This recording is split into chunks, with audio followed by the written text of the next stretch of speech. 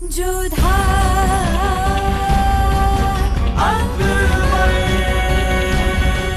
ये धारावाहिक किसी प्रकार की ऐतिहासिकता का दावा नहीं करता। तत्कालीन परिस्थितियों को दर्शाने के लिए आवश्यक और उचित नाटकीय रूपांतर किए गए हैं। ऐतिहासिक रूप से जोधाबाई के स्थान पर हरकाबाई, हीर कुंवर जैसे नाम इतिहास में प्रचलित हैं। ये धारावाहिक किसी भी सामाजिक परंपरा और पारिवारिक संबंधों का ऐतिहासिक दावा नहीं करता है। इसका उद्देश्य किसी भी समुदाय की भावनाओं को ठेस पहुंचाना नहीं है। जोधा, रात्रि हो गई है, सोने के लिए वस्त्र बदल लो। क्या हुआ जोधा, किस सोच में पड़ी हो? बख्शी बानो के विषय में सोच रहे हैं। मोती, ये प्रेम इतना विचित्र क्यों होता है? इंसान को पूरी तरह से अपने बस में कर लेता है, फिर ना तो कोई तर्क रह जाता है और ना ही कोई मर्यादा। अब बख्शी बानो को ही देख लो, जानती है कि उनके पति अपराधी हैं, फिर भी वो शरीफुद्दीन से कितना प्रेम करती है। उनकी दृष्टि में वो अपराधी है ही नहीं। अपनी मन की बात छिपाने के लिए एक आंसू पोंछा तो दूसरे ही पल दूसरा आंसू बह निकला। ये प्रेम इतना विचित्र क्यों होता है मोती? पता नहीं, परंतु तुम ये बताओ कि तुम शहंशाह से मिलने गई थी या नहीं? मिलने गए तो थे, परंतु बात कहने का अवसर ही नहीं मिल पाया। फिर क्या, कुछ बातें यदि समय पर ना कही जाए तो उसका महत्व ही नहीं रह जाता है। मोती, एक काम करो, हमारे लिए कागज और कलम लेकर आओ। कागज और कलम? इस समय किसे पत्र लिखोगी? आमिर का स्मरण हो आया। शहंशाह को पत्र लिखना है। हम सोच रहे हैं जो बात कह नहीं पाए वो लिखकर उनको देते हैं, उन्हें भी अच्छे से समझ आ जाएगा। और वैसे भी लिखी हुई बातें अधिक समय तक मन में रहती हैं।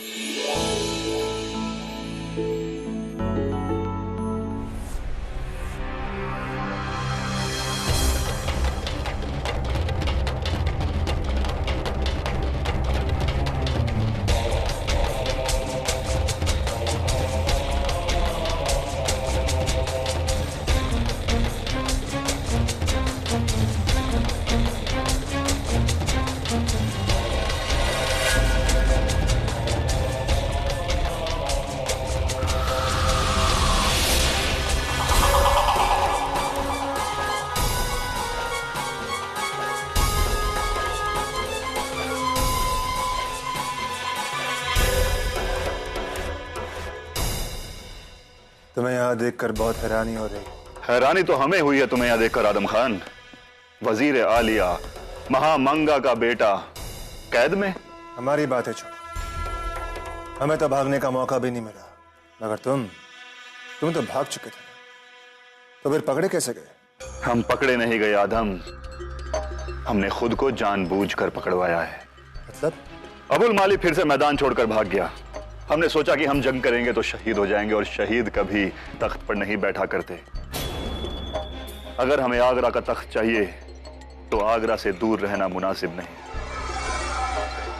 हमें आगरा के करीब ही रहना होगा। और अगर जलाल तुम्हारा कत्ल कर देते तो? इतना तो हमें यकीन था आदम कि जलाल हमारा कत्ल करके अपनी बहन को फिर से बेवा नहीं बनाएगा। हमने सोचा कि जलाल से माफी मांग लेते हैं और फिर यहीं रहकर आगे की चाल चलेंगे। मगर तुम बताओ, तुम यहां कैसे? यूं समझो कि हम दोनों की जिंदगी एक धागे से बंधी हुई है। तुमने जलाल को उसकी बीवी से दूर करने की कोशिश की, और हमने भी। बहुत लंबी कहानी है और हम दोनों के पास बहुत वक्त है काटने के लिए। आओ बैठो, कहानियां सुनाते हैं एक दूसरे को। आओ।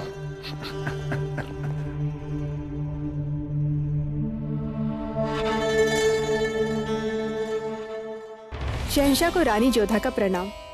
पता नहीं कैसे हम आपसे अपने मन की बात प्रस्तुत करें। आपने तस्नीम के प्रकरण में जो निर्णय लिया उससे हम बहुत प्रभावित हैं आपसे, और हमें गर्व भी है आपकी नीति कुशलता पर। हम आपकी सराहना करना चाहते थे परंतु अवसर नहीं मिला, इसलिए इस पत्र के माध्यम से बता देना चाहते हैं कि हमें आपके निर्णय और कार्य कुशलता पर बड़ी प्रसन्नता है। आपकी रानी जोधा।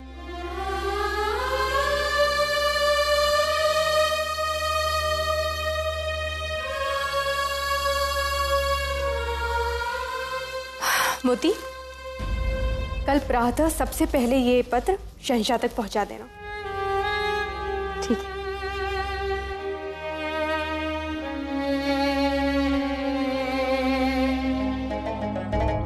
बहुत अफसोस की बात है शहंशाह, जो हमारे करीबी हैं उन्होंने ही हमें धोखा दिया है। आदम खान और शरीफुद्दीन, उनसे ऐसी उम्मीद नहीं थी। पर ये कोई बड़ी बात नहीं है बड़ी अम्मी। एक बादशाह के जितने दोस्त होते हैं उतने दुश्मन होते हैं। खान बाबा कहा करते थे कि एक बादशाह के दुश्मन अक्सर उसके बगल में मिलते हैं, बस उन्हें ढूंढ कर उन्हें कुचलना आना चाहिए। हमारे दोनों ही सूबेदार बहुत बहादुर हैं, लेकिन दोनों के दोनों बागी निकले। दोनों ने हमसे बगावत पे हमारी बेगम को लेकर की। शरीफुद्दीन ने जोधा बेगम को लेकर ये सब किया और आदम खान ने रुकैया बेगम पर उंगली उठाई। शहंशाह, मोती बाई आपसे मिलना चाहती हैं। इजाजत। प्रणाम शहंशाह। प्रणाम महामंगा। शहंशाह, जोधा बेगम ने आपके लिए संदेशा भेजा है।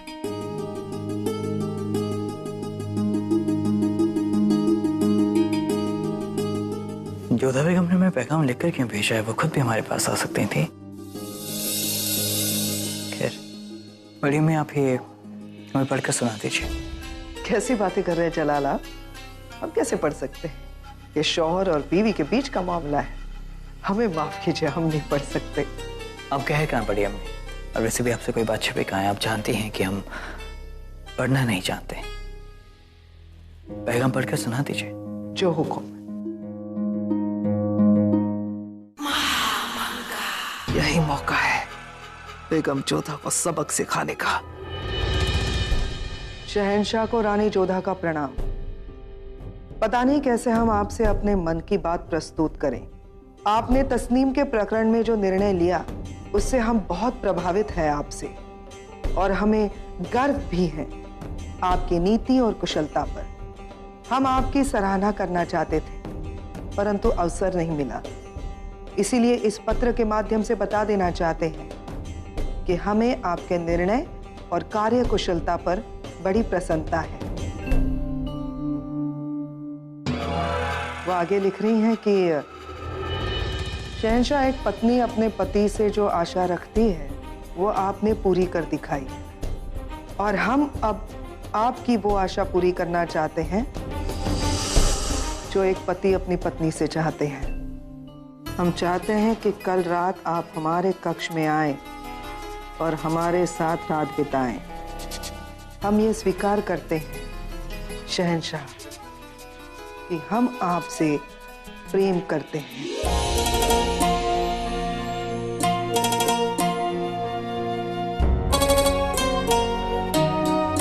आपके खास रानी बेगम जोधा। मुबारक हो शहंशाह, बेगम जोधा ने आपको अपना लिया। अब बहुत खुश हैं आपके लिए, मुबारक हो। हम हैरान है बड़ी अम्मी, आदम खान के इत्मीनान के बावजूद आप इतनी खुश हैं। हम आपके लिए खुश हैं जलाल। आप हमारे बेटे नहीं हैं। एक बेटे ने हमें रुस्वा कर दिया है, लेकिन हम दूसरे बेटे की खुशी में बेहद खुश हैं।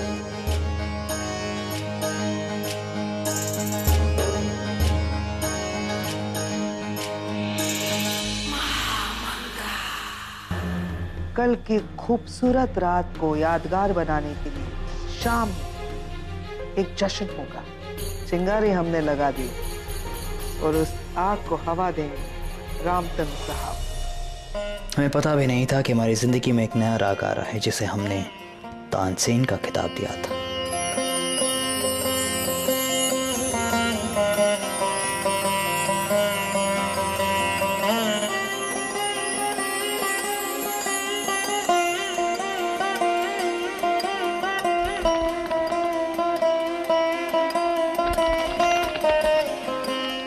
उसी रामतनु पांडे ने हमारे बीच प्यार का राग छेड़ा। तानसेन के तरन्नुम के साथ एक नया अफसाना शुरू हुआ था।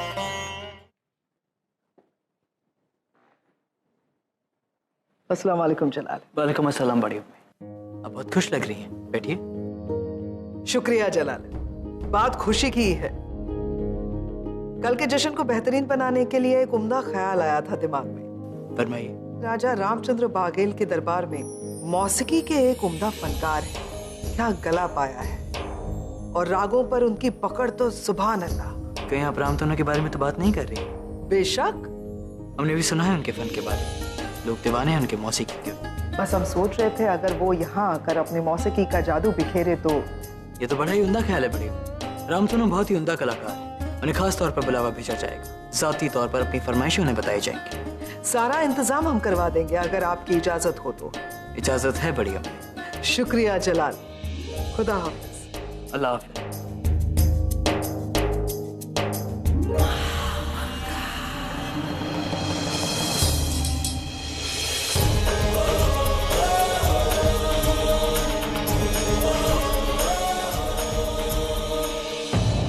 शहंशाह जलालुद्दीन मोहम्मद, हम उनके निमंत्रण पर वहां क्यों जाएं?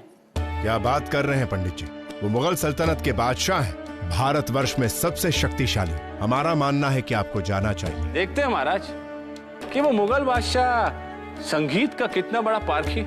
रीवा के नरेश रामचंद्र के अनुरोध पर रामतनु पांडे ने भारी मन से शहंशाह के दरबार में संगीत प्रस्तुत करने का निमंत्रण स्वीकार कर लिया। ये खबर मिलते ही जैसे महल में खुशियां भर आई। होती भी क्यों ना, आखिर संगीत का शहंशाह हिंद के शहंशाह के साथ मिलने वाला था। मानना पड़ेगा, महामंगा ने ये बहुत अच्छी सलाह दी है। सुना है जादू है उनकी आवाज में। दुआ है ये जादू जलाल और जोधा के साथ पर भी चले। जादू चले इसीलिए तो हमने उन्हें यहाँ आने का न्योता दिया है। जलाल और बेगम जोधा पर जादू चलेगा रामतनु साहब का, लेकिन उस जादू का असर वही होगा जो महामंगा चाहती है। ये तो बहुत ही बड़ी शुभ सूचना है। इतने बड़े संगीतकार का गाना सुनने को मिलेगा, उनके दर्शन होंगे। इससे बड़ा सौभाग्य हमारे लिए और क्या हो सकता है। बहुत खुश हो? क्यों ना हो मोती, सुजामल भाईसा से उनके विषय में बहुत कुछ सुना है हमने। एक हिंदू संगीतकार को मुगल दरबार में इतना आदर मिल रहा है, ये सोचकर ही हमें गर्व होता है। जानती हो, राग रागनियों के सम्राट हैं वो। जैसा राग गा दे, आसपास के वातावरण में वैसे ही प्रभाव छाने लगता है। ऐसे ज्ञानी पुरुष के दर्शन होंगे, ये हमारे लिए सौभाग्य की बात नहीं तो और क्या है मोती। हर किसी को उसके आने का इंतजार था। शहंशाह से लेकर फकीर तक इंतजार कर रहे थे रामतनु पांडे का, सुरों के सम्राट का। रामतनु पांडे उस दरबार में अपने पैर रखने ही वाले थे जहां उन्हें नया सम्मान, नया खिताब और एक नई जिंदगी मिलने वाली थी। और मिलने वाला था एक नया नाम, तानसेन। खुद रामतनु पांडे नहीं जानते थे कि वो एक दिन इस मुगल सल्तनत के नवरत्नों में से एक होने वाले हैं। आपका वाद्य? वाद्य हमें अपने प्राणों से भी प्रिय है, और अपने प्राण किसी और के हाथों में नहीं दिए जाते।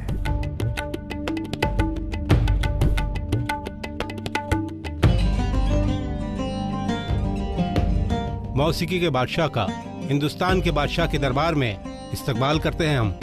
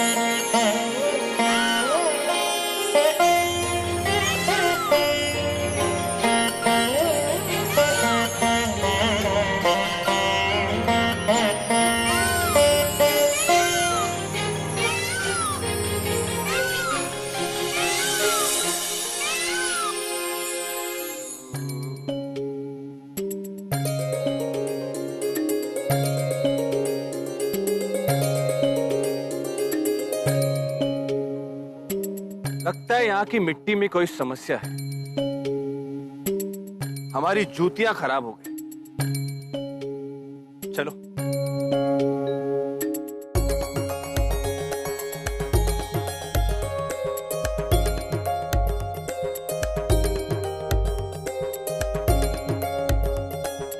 होशियार मौसीकी के अजीम फनकार जनाब रामतनु पांडे जी तशरीफ ला रहे हैं।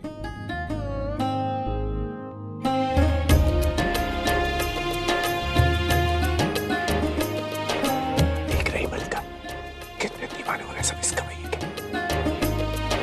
इनके गले में नूर बसता है सुना था हमने, मगर इनके चेहरे पर भी वल्लाह क्या नूर है।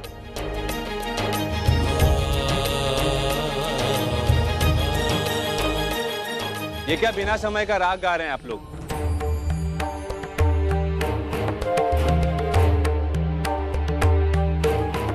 रागों का समय किसी के लिए बदला नहीं जा सकता।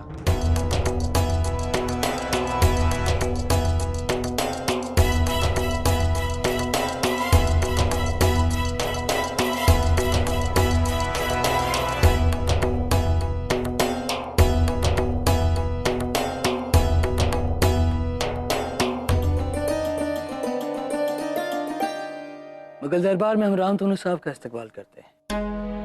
जैसा सुना था आपके बारे में ठीक वैसा ही पाया आपको। आपके बारे में भी जैसे सुना था बिल्कुल वैसे ही देख रहे हैं आपको शहंशाह। ज़ैनसीब आदाब। प्रणाम। चलिए आपसे मिलने की तमन्ना तो पूरी हो गई, रही बात आपकी मौसीकी सुनने की तो वो भी आज शाम को जश्न में पूरी हो जाए। तब तक आप शाही मेहमान गाह में आराम फरमाइए। विश्राम करने के लिए हमारे महल में भी कोई कमी नहीं है शहंशाह।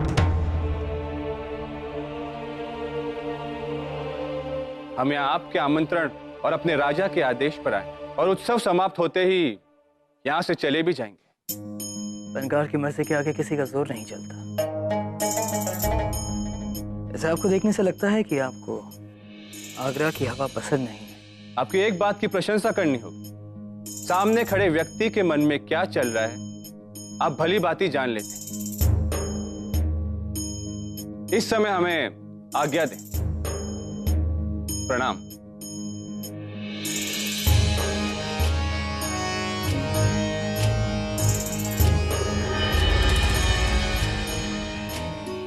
ये फूल कितने अच्छे हैं ना रानी सा।